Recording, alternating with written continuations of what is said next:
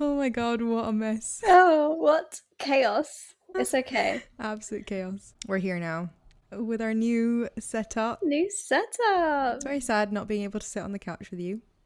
I know. It feels weird. I feel, oh, I'm not lonely, but it's an At adjustment. least we look really cool Mhm. right now.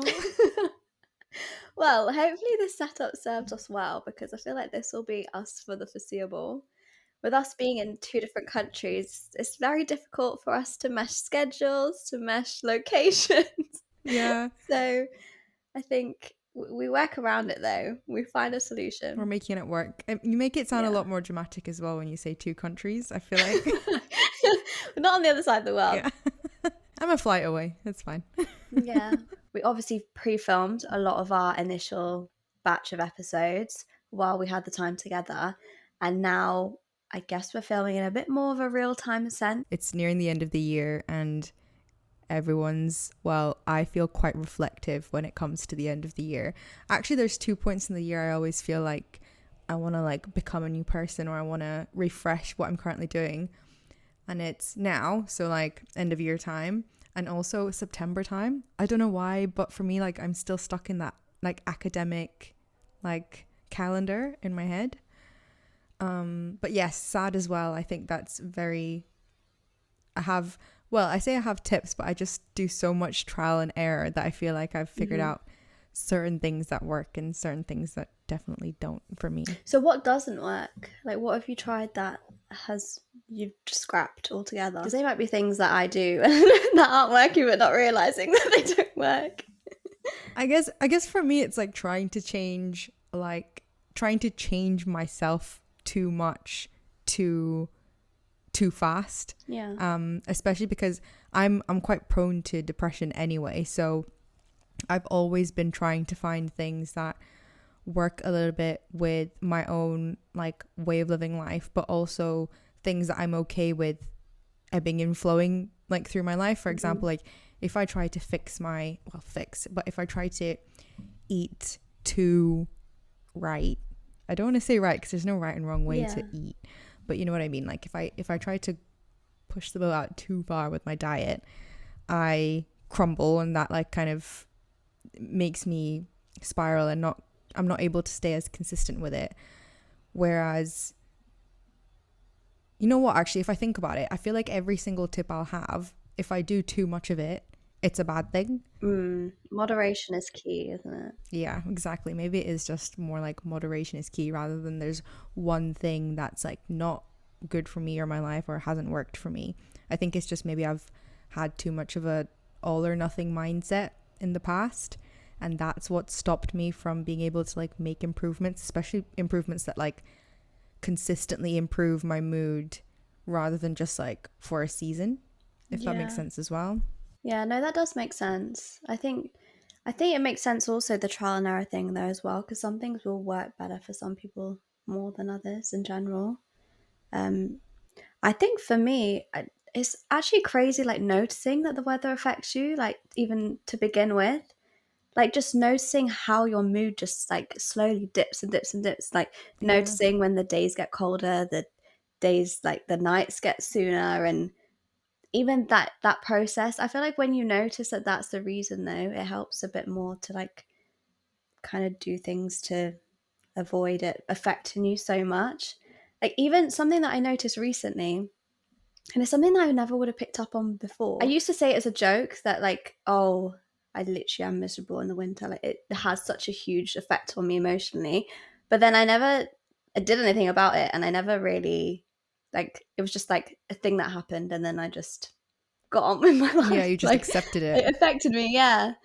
And so recently, so during the summer, because the sun rises at like 5, 6 a.m., something ridiculous.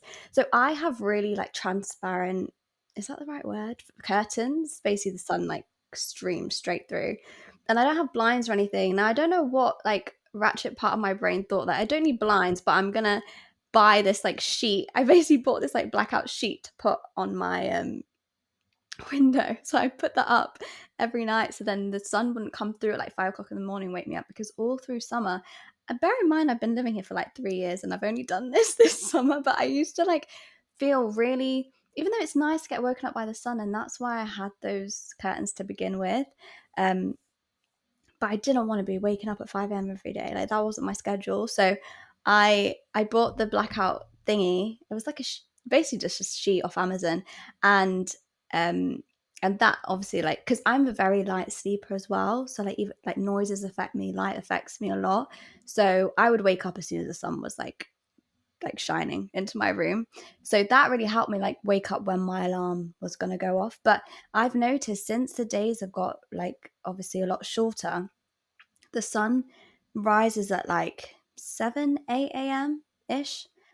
And because it's like so dark so soon, like there's so little sunlight, I've noticed that when I wake up in the dark, I feel Yeah. really miserable this time of year. It's really weird. Like it just like it affects my day quite a lot. And I never really picked up on it before. So I actually have taken off that sheet. So I wake up to the sun now. But it's like it improves my mood in the morning. It's really strange because in the summer, like I guess we get so much sunlight that it doesn't really affect me that much during the morning, like how I wake up to it. But like I feel like every second of sun counts when it's like winter time. So for me to wake up to it has helped a lot.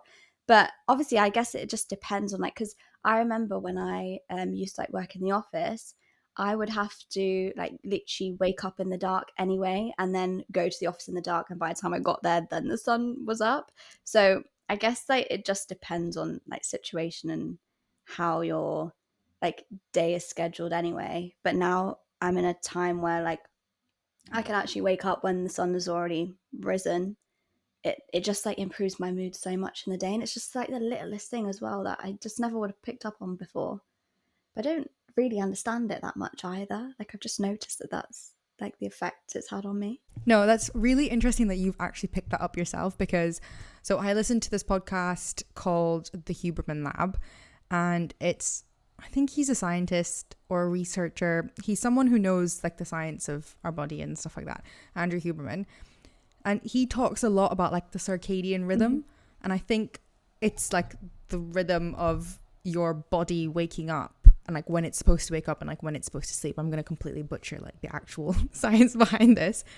But I think that's like part of the reason why you feel like crap when you wake up in the dark, because we're supposed to, like you say with summer, we're supposed to wake up with the sun and go to sleep when the sun sets. Like the rhythm of the sun is supposed to guide how our like wake and sleep cycles and stuff. So obviously in winter, like we're having to force our like active time and our like when we're supposed to be awake when the sun's not actually awake. And like he also talks about the importance of vitamin D and like having sunlight on your face as soon as you wake up and stuff as well. And that's not possible to get when you know the months are actually darker, and like you're physically unable to get sunlight until like an hour or two after you wake up, especially if you're an early bird as well. And he actually talks about how you can mimic daylight with like blue light. So you know, like our ring lights and stuff for filming, the ones that aren't on the, so if you have like warm settings on them, and if you put them on the coolest setting it's actually like beneficial in like replicating sunlight when you wake up. So in one of his podcast episodes, he actually said like, I think it was for studying or like focus to improve focus for studying, when you wake up to literally sit in front of like a blue light ring light for like 30 minutes, like maybe when you're eating breakfast or something. And it's supposed to help your mood throughout the day, because it like sets your circadian rhythm like back in track, because obviously it's off because of winter time. So it's interesting that you can feel the effects of that without like I didn't know the science behind that before I listened to that episode, but obviously like most people struggle through winter because of the lack of sunlight and stuff. But it's so interesting that you've picked that up like just intuitively, like from your own body. I feel like you're quite intuitive. I think so. I also think I just have a lot more time now to think about stuff. To actually feel. You know, when you're just like constantly go, go, go, and you don't get the chance to pick up on things about your own body and stuff. Because I've only noticed it literally in the last like 2 weeks or so. Like, this is very recent. And obviously, we've been in winter for a good couple months now. So it's not, yeah, it's not something that I've ever picked up on before. I always felt like things were out of my control, so I never really bothered to look into it. But now I guess it just comes with the privilege of having a bit more time to, or flexibility to like adjust stuff and like my schedule around things like that, because it has such a huge effect. But you almost have you don't really have much control over things like that. Like, No, you how do you don't. avoid your emotions being like so linked to sunlight? We can't. Well, I think it's like less of a case of trying to avoid it, but actually just trying to manage your emotions better, like as they come. Like you say, like now you have the time to actually, like, you're sitting back and actually processing like your feelings when you wake up, your feelings when you're like just doing your daily tasks throughout the day. Whereas a lot of people in a 9 to 5, especially like a stressful 9 to 5, and during the winter months, you're kind of operating on autopilot a lot of the time. Like, you're not really thinking through things. The most you're thinking about is like your to-do list and like what you need to do before and after work. And especially like if you're going into the office, I remember when I woke up, I just had like, I was like, I need to shower, I need to pack my bag. If I'm lucky, I remember my lunch and then I head in. Like, there's no stopping to think about or even do the things that are good for your brain and your body, so that even doing your to-do list throughout the day feels like a better thing rather than like forcing yourself through it. So I think it's maybe just like slowing down, but not physically slowing down, just kind of like taking a step back from your own like train of thought and thinking about like, okay, so when you wake up for an office day, what is it that you actually do, and what of those things are you doing because you feel like you have to do them? And can you either, you know, wake up earlier and like squeeze in some kind of mindfulness activity, or wake up later and do something and not do something that is actually stressing you out or is draining you a little bit. Like, if you're waking up late and then in a constant rush, because then you're getting like the absolute latest like public transport, or the absolute latest, like you're stuck in traffic or something like that, then maybe waking up earlier and like making that journey itself slower will impact your day a little bit better. It's like, I think it's just all about the starting step anyway. I think is about taking a step back and just seeing what you actually do and how you actually feel about it instead of just getting a day done and going to bed. Yeah, I think that's a huge shift, is actually just like paying attention to your body more and like the signs of when things change. Because I feel like we all relate to stuff like that when we hear about it, but we don't actually like tune into how it specifically affects us, because even something as broad as that, it still affects people differently. So yeah, I think it's like when you know that something broadly affects you, you just need to hone in on like actually what steps can you do to like cope with it a bit better. Or and I think you mentioned like vitamins earlier as well. Like, that's something that definitely helps, like getting extra supplements in. Yeah. Vitamin D, especially because we have so little of it in the winter. So supplements like is something that anyone can do any time of day. Yeah. And I feel like we should give more credit to like, because I posted a video on my socials a couple of weeks ago, maybe even last week, and I basically asked ChatGPT for like a science-backed like winter itinerary for the average person to like feel better. And I told ChatGPT like, this person has got a 9 to 5, they're super busy and they don't have time or money to spend on like extra wellness activities, but S.A.D is like really affecting them. And it gave me a list, and obviously it had like the papers and the journals to back up each step, but I was like a little bit shook by how, like, I knew everything on the list was good for me to do, but I don't do all of them all the time. And it just made me sit back and think, like, I feel like we know a lot about what we should do, but we don't actually do it.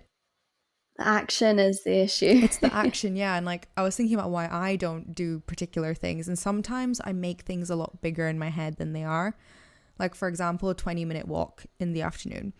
In my head, I make that such a big deal. And you know what, 20 minutes, I guess if you're busy, and I know if you're busy, 20 minutes can seem like a huge chunk, because it's never going to be just like a 20-minute walk. It's like, I have to go find my shoes, I have to check the weather. Is it raining? I have to make sure my headphones are charged. I have to find a podcast to listen to on this walk. Like, it becomes such a like thing that I have to do, rather than just like chucking myself outside and going on a 20-minute walk. And I think it comes down to stop thinking so much and like just do the things we know are good for us to do.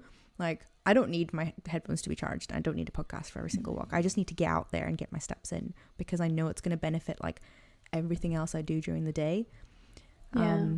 So yeah, I think we should, it's maybe like a bit of tough love. It's like, just do, or like put the action in. Yeah, just do it. Especially the things that are a little bit like, that can be a little bit easier, like 5 minutes of meditation, 5 minutes of walking. I don't do any of those things consistently, but I know that they're good for me. Yeah, I think the consistency thing is the issue. It's like, yeah, I'll try and like do a meditation for one day, and then the rest of the week, nothing. Because I think maybe it's just about like building healthy habits. And these are probably things that we should do like all year round anyway. But they probably just become more impactful in times where you already have extra external factors that are affecting like your mood, or like how you behave throughout the day and your emotions and things. But yeah, I struggle with the consistency, because I will get myself really like hyped up about this new like habit or thing I want to do that's going to be really healthy for me. Like, even when obviously I haven't even mentioned the fact that I don't have a job anymore. so drop that in there for context. But well, that's why you had so much time to think about your morning. But even like, so now recently I've been thinking of like trying to construct an actual morning routine that I can stick to, because there's not really any reason for me to have no time for it. So, and I actually tried to do this when I was like working full time. So like, because I hate going to the gym, and obviously fitness is so important, but I've had gym memberships. I've been like once and then not for the rest of the year, or once and then a few months later. And it's just like, the barrier for me is I hate exercising around other people. I don't know what it is. I don't like it. I've always said like, if I could have a home gym or like have equipment at home, but I live in a flat, and there's just not enough space for me to like bring the gym home right now. So I try to like look into things like Pilates or yoga, or something that I literally just need a mat for. I don't need weights, or I don't need equipment.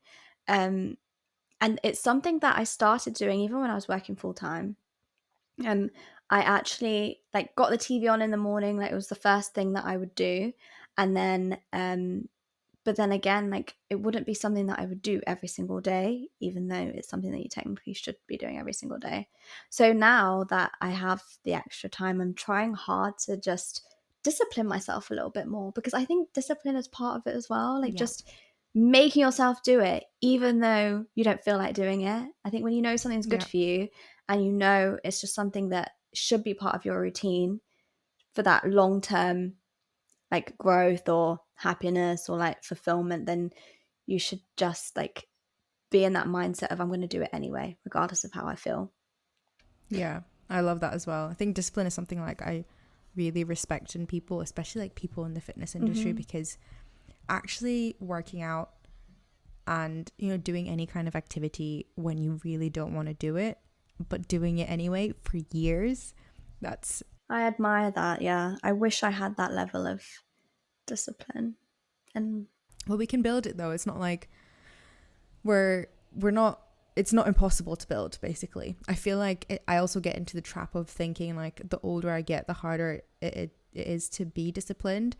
And I think I've got that from my parents a little bit, because sometimes I tell them to pick up like wellness or like health and fitness related habits or hobbies, and they always say, oh, I'm too old now, like I can't build that discipline, or I can't build that consistency. And it makes me think like, if you don't start young, you'll never be disciplined or consistent, which is that little, you know, back of the mind fear that I have. But it is so hard. And I think what we also forget sometimes is like, with a huge hobby or like with a huge habit that you want to build, like getting into fitness or building some kind of fitness related habit, you have to start so small if you want to actually stay consistent and like build discipline with it, because you just can't go from 0 to 100. It's like running. Like, I started running last year and I did my first race this year, and I've spent, so last year I was 25. Were you? No, I was 27. Man, this is the pandemic. That's a pandemic Yeah. gap in my brain. um, Last year I was 27, and at 27, I was telling myself, I'm not a runner. I'll never be a runner. I'm just not like fit enough to be a runner. And it was only through forcing myself to do the training runs for my race that I became better at running. And now I can tell myself that I'm a runner. But that took like a year and a half of like going for a run in the rain, or like going for a run when I just really didn't How did want you get to. yourself to do it then? Like, even when you didn't want to? I just told myself, like, especially with the training runs for this race, like some of them were just ridiculous lengths. So I just told myself, okay, you don't have to do this like monster 15K, just do like one or two.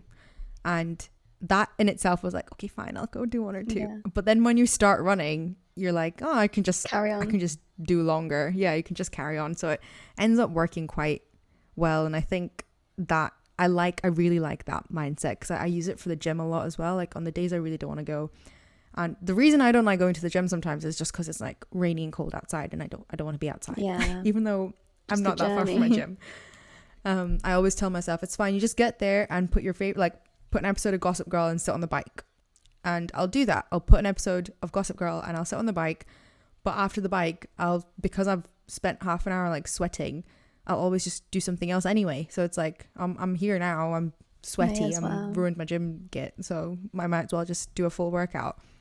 So it's like actually just getting yourself there is like 80% of the battle in like staying consistent and being disciplined with yourself, and also probably just lying to yourself a little bit. Healthy lying. Yeah, That's actually really interesting, because I think it's interesting knowing that because in my brain, if I was to like tell myself that, knowing that I'm going to do it anyway would still stress me out. Like, if I did that enough times and I was like, oh, I'm only going to do this, but then I get there and then I ended up doing more, then the next time round I'll continue to stress myself out about the more, because I know I'm going to inevitably do it. Does that make sense? well, yeah, that makes complete sense. And actually, because you said that, I also want to say there have been times that I've told myself I'm going to do 1 or 2K, or I'm just going to do a cycle at the gym, and I've not done. So at the gym, for example, in my head, what counts as a workout is like a 30-minute cycle at a certain heart rate. And there's been plenty of times where I didn't want to go, but I still went, and I only managed like 20 minutes. And in my head, I'm like, it's a half berating myself of like, oh, you could have done 10 minutes. But then there's still that 50% of me that over the past few years, I have been trying to have a bit more compassion for myself and like not be so hard on myself. So there is half of me that'll just be like, look, you got here, you did something that you weren't actually even going to do in the first place. It doesn't matter if you didn't do 30 minutes, because 30 minutes is a made up rule in my silly little brain. Yeah, that's so true. Anyway, so I think it's a balance of like, okay, just get yourself there, but don't beat yourself up if you don't actually do the full thing or whatever, because there are no rules at the end of the day. Like the only rule is like actually showing up for yourself consistently. There's no rule about like how much you do that. I actually wanted to ask why you don't like working out in front of people, like why you'd prefer like a home gym. Do you think that's something that's like, do you think that's a fear that you've got because you've like not been in a gym that often, or is it like just like a general thing that you don't like? Like, do you not like doing things in front of other people? Yeah, I think it's just a gym situation thing. I don't know why I find them really awkward places to be. And I haven't really figured out like the reason why. I just know they make me really uncomfortable. Because even if like I don't go on my own, like whenever I've been to the gym, I've not been on my own. So it's not even, I don't know why. I just feel like it's just really awkward. Like when you want to use something and then someone else is using it, and then you're just like, well, what do I do now? And then I don't know, I think I just get in my own head. Like it's not really that deep, but I think it's like too many awkward things happening all at once, and I'm just like, I could really do without. Like, I don't need to be it. Now that you're talking about it, I'm like, the gym is actually such a weird It place. And I is. swear, ages ago I saw a TikTok and this girl was basically like talking about how dystopian the world is, and she was talking about like capitalism and stuff, and she was like, gyms are basically these like huge boxes that loads of humans pay to go to and like sweat and like smell each other's sweat Oh, that's and then part like of it as fight over well. equipment and then leave. And I was like, do you know what? It's true, but it's wild. Like it's wild if Yeah. you take a step back and think about that. But on the flip side, I actually think being around people who are working out and like specifically working out because no one else is doing anything else in the gym, right? I think it motivates you a little bit more, and I think for me it comes back to like if you're in an environment where like everyone around you is like pushing themselves to do a certain thing, you feel a little bit more inclined to do so. But I want to acknowledge like the actual awkwardness, because actually more recently I've had so many times where like I've planned a workout in my head and I've gone to like the specific piece of equipment or something and it's being used and I literally just like 180 and I'm like, I don't know Now where what I'm to do? going now, but I'm Yeah. walking. Yeah, there's so many elements of it, and I think I just get really self-conscious as well because I'm not like a gym goer. Like if I'm like using a machine and then my weights are like really small and then someone walks past, I get really like self-conscious of it, and like I just hate like the element of the it's not even that anyone's judging you, because I don't actually think anyone No. cares, because I don't really care what other people are doing, but it's just like there's just so many like awkward moments in the gym, like walking past someone while they're like really intensely working out and catching their eye, or like, or you working out and catching someone's eye, and I'm just like, I just want to be alone when I'm working out. Like, I don't want to see anyone, especially Yeah. strangers, and especially like, I don't know, I just don't like it. But it's annoying because I would really like to do a class, but that is also my worst nightmare, because then you're really like contained and everyone's doing the same thing, and then there's more. I feel like you can easily compare yourself and feel like really inferior very quickly. So I think, yeah, I mean, that's a possibility. And that's like, obviously, it's the most natural thing to do, I think, comparing yourself. And also, I've had that fear as well. I'm like, when I have tiny weights and I'm like, it's people are so going to think I'm such a awkward. pansy. Yeah. Yeah.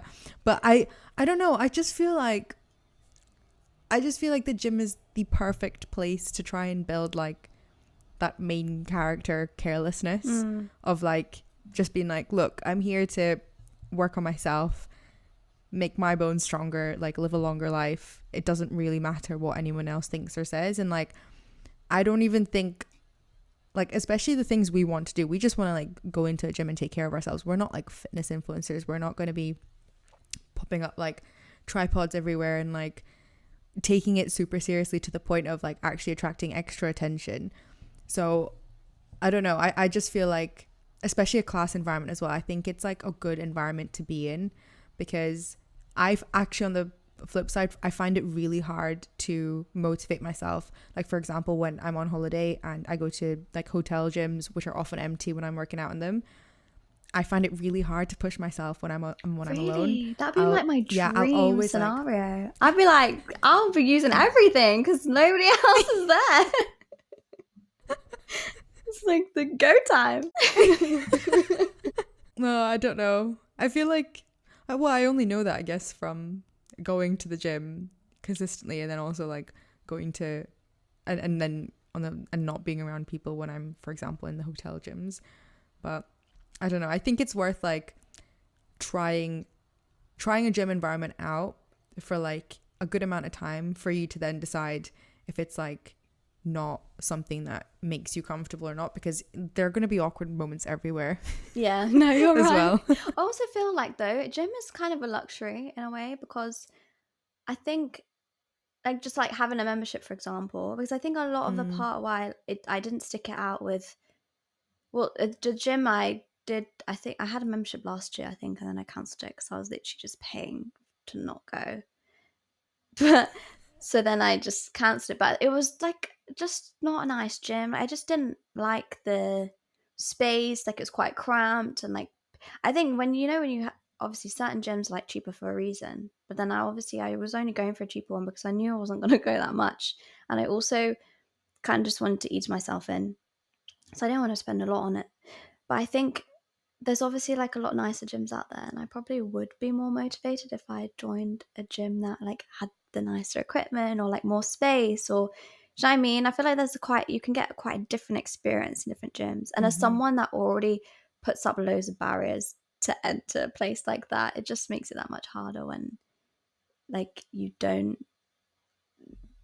like pay for the like the good experience, do you know what I mean? Yeah, and I think I am the biggest proponent of paying more for like a better like health and fitness experience somewhere. Obviously if you can, but I think it's one of those like expenses or costs that young people, especially young women, should prioritize, because um having a fitness habit or having a health and fitness habit like that you can maintain consistently isn't just like it's not a want. I think it's like a need for the rest of your life, especially in this day and age when we're like sitting down so much, and actually just walking is not a thing that people do every day. And I'm talking about myself as well. Like I sit a lot during the day, and like going for walks is a very intentional thing that I try and do to try and keep myself moving a bit more.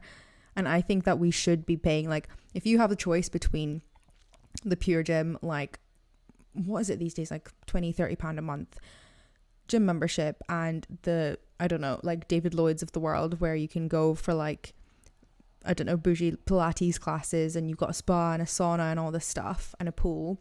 I think it's worth paying more for the more expensive gym that you'd go to more often because you like being there. Like regardless of even like going to work out, it's like you feel like the experience of going to the gym is something that keeps you going back. I think it's so worth paying for that, because it just enables that habit to stay consistent so much easier. And it's so much easier to actually just be disciplined as well, because like, why would you add friction to something that's already hard? Yeah. By going to like just a gym that you don't like and that is maybe just closer to you or more convenient. I think you're paying more in like, I don't know, lack of freedom, and I guess lack of consistency, rather than just like that cost saving that you think you're getting from going to a cheaper gym. But I don't know, it comes with, obviously, like, you do have to have a level of financial privilege to be able to do that and not feel guilty about it. But I think the aspect of how much it improves the quality of your life, I think should weigh a lot more than just the financial cost associated to paying more for a gym. I think that's kind of what I need to get my head around, because obviously I'm not stupid. I know that like fitness is good for you, but in terms of like the impact that you feel, I've never really experienced, like, I don't remember a time where because I've been to the gym, like at uni, I used to be quite good at like being consistent with it. And I did go to the gym a couple times a week, or at least once a week, but I don't ever remember feeling this like, like this huge like impact on my life, like positive impact that I would like want back. Or I don't remember experiencing a time where like being, super into my fitness like really impacted my life well for me to have that motivation to like want it back. Because I feel like, especially at a time where, yeah, like gyms are really expensive, so it's a question of like, is it worth paying that much? And in my head, I can't like see it as a priority, is to like pay for that over something else, because I don't like have enough of a strong link to, Yeah. I don't know. It's like you can't see what you'd get back. Without And I think that is doing the it case for first. like most habits. Like you can't actually, you don't know what's going to happen by being consistent and disciplined with something. But I think, see, from your periods of consistency at uni as well, I was kind of similar to you, where like uni was probably the most like I still had a very like up and down journey with the gym, but I had the most ups Yeah, same. at uni, so I was probably the most consistent. But I can remember like I wasn't consistent enough for anything to pay off now, which is annoying.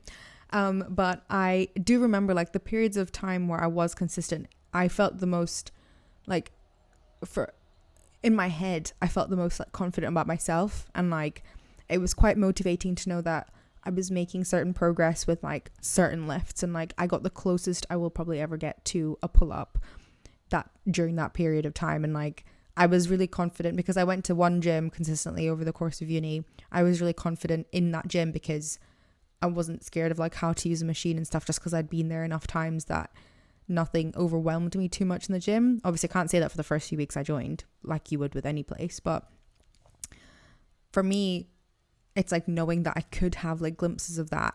And also because I got really into health and fitness when it blew up on Instagram in that like 2016 to 2017 period, you know, when like every other person had like a gym guide PDF kind of thing. So that's when I got into it. So I could see how it had like transformed people's lives and like mental health and stuff as well. So I know like it's possible, and I know it's not just like it's a them thing. Like I know it's a result of a consistent fitness habit thing. So I, in that way, like I know that's possible for me. And at the same time, I'm probably half lying to myself because I've probably seen that on social media, like what fitness can do for you. And I'm probably just lying to myself about like how maybe it could solve a lot of like my own confidence and other kind of mental health things that I think about myself. I've probably put like fitness on this pedestal of solving all my problems as well. So I probably rely on that a little bit, but we're both probably holding ourselves back in very similar ways, but also very different ways because of like your lack of ability to see that, and then my probably like clouding my ability by thinking that it's the answer to all your problems. Yeah.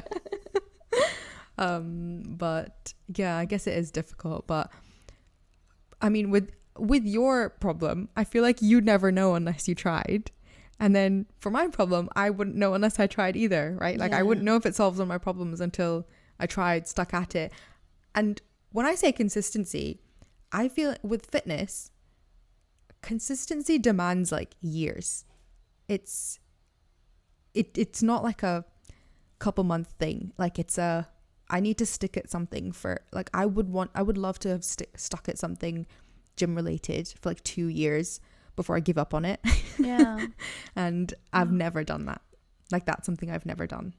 That sounds like such a long time though as well. I feel like when it's something that you already don't enjoy, just the thought of like doing that is already, I feel like I already know I'm going to fail, so I probably just don't even try to begin with, which is annoying because it's like technically I could do that.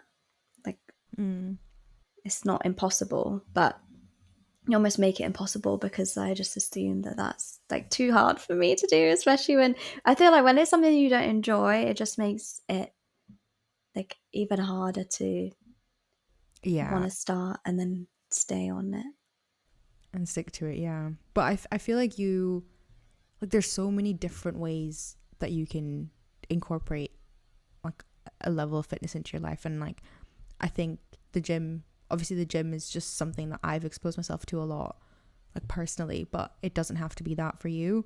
And I feel like the more you think something is one thing and you hate it, you'll convince yourself that you hate like everything to do with it. Yeah, that whole area of life. I could see you as like a Pilates princess though. Like honest, like you give me like princess, like low impact, like nice leggings.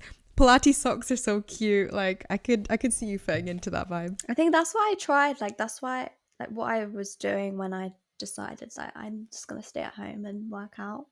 Because apparently things like Pilates is not like super intense in terms of using equipment or weights or anything, but it's still really good for like your core body strength, and it's really good for your body regardless, and you don't need anything for it. You need a mat. That's it. Yeah. So I feel like things like, I think, yeah, you're right. It's just about finding what works for you. And I think things like that I'm much more suited to than going to the gym and like using like all the equipment and stuff. And I don't know, I feel like I had a stage where I did that, but I think now there's just so much about the gym. I just find it a bit gross as well. Like people are sweating all over the It is. equipment, and like I don't like the fact that I'm using something that someone else is using. I Yeah. don't, I think there's a lot more to it than maybe just me not liking or not being able to afford it, or there's just a lot, like when you add so many different layers or reasons, it's really hard to like eliminate them all, to the point where I'd just rather find an alternative altogether. Yeah. Like, I'd rather just be the girl that does home workouts, and it's possible. I don't think those things are like lesser than being at the gym. Oh no, And yeah. I feel like people to like emphasize gym workouts so much so that it seems like anything else is like doesn't have a good effect on you, or doesn't really impact your body. If you were to even like go for a run, or like people run on the treadmill, they go out and run in their town or whatever, like it's kind of the same thing, just a different way of doing it. Yeah. So I feel like my issue is the consistency though. Like, even I've found an alternative, but I need to figure out a way to stick to it, because I think that's my issue. It's like when it's something a bit new to you, or something that just requires like more effort to remember and do, that's where I fall down a little bit. Yeah. So Yeah, I'm the same. I think I'm like, the way I'm trying to be a little bit more consistent with the gym is like remove all the friction associated to going. And like I spoke about it earlier, like my biggest friction is having to go outside in the cold.